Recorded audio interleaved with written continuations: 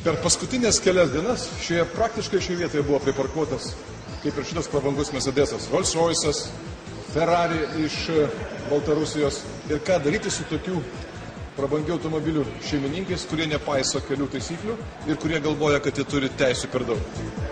Matyt, tankas yra geriausia priemonė.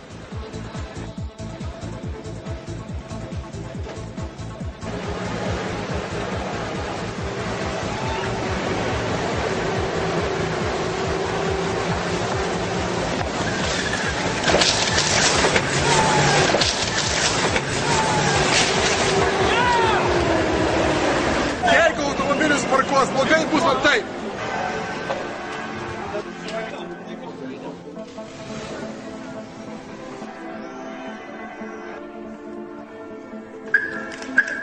Sveiki, kitą kartą laikykitės kelių taisyklių.